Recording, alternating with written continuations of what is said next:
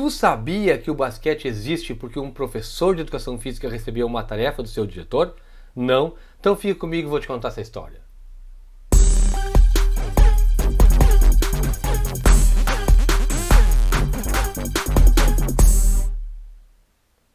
Fala galera do esporte, todos bem? Professor Fred aqui, dando boas-vindas a todos neste que é o vídeo inaugural do meu canal, Era Uma Vez no Esporte. Neste, toda semana eu vou trazer além da origem, personalidades, fatos e locais das mais variadas modalidades esportivas, clubes, equipes, atletas, ligas e competições.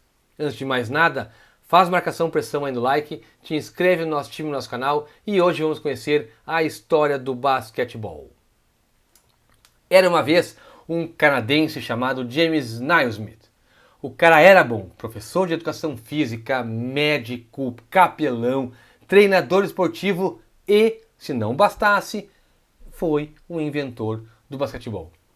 Apesar de canadense, ele acabou indo trabalhar no estado americano de Massachusetts, mais especificamente na cidade de Springfield. Não é essa que você está pensando. O referido estado se localiza na metade norte do país. Significa que no inverno, muita neve, muito frio, muita dificuldade de fazer qualquer coisa ao ar livre. Ele acabou indo trabalhar na unidade local da Youth Men Christian Association, ou YMCA. Sim, aquela mesma da música, que no Brasil é conhecida como a Associação Cristã de Moços. Ali por dezembro de 1891, o seu diretor chamou o professor e deu uma incumbência. Tu tem que inventar um jogo, mas tem que atender a alguns pré-requisitos. Tem que ser praticado dentro do prédio. Tem que manter a tua turma ativa fisicamente e o principal, não pode gerar violência.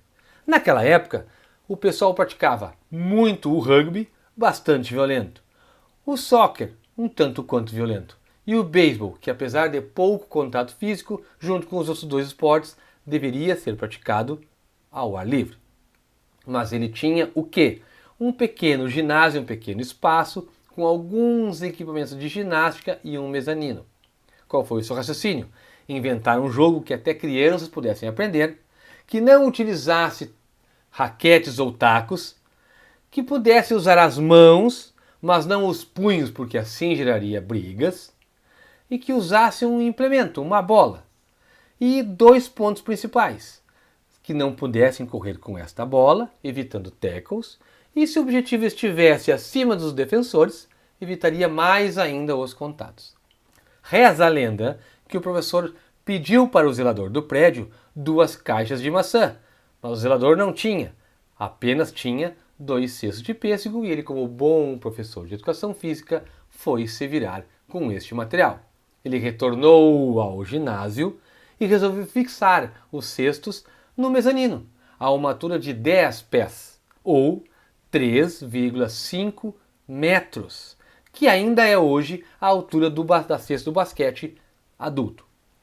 No início, como ele tinha 18 alunos, 2 times de 9 para cada lado, mas como o pessoal não tinha esse costume desse jogo novo, dava muita briga e poucos pontos. Logo depois das festas de final de ano, no início de 1892, um rapaz chamado Frank Mahan, que fazia parte da turma do professor Naismith, perguntou ao professor: teu jogo tem nome? Não tem. Então que tal a gente chama de Naismith Ball? E o professor respondeu: não, com esse nome eu fugiria do jogo. Então, já que a gente tem o basquete, já que tem o ball, então tem o nome basquetebol e ficou até hoje. Tempo extra. Segundo o diário do professor Naismith, ele se baseou num jogo medieval chamado Duck on a Rock, que devido a este diário e a sua popularidade, voltou a ser praticado nas escolas, principalmente nos Estados Unidos.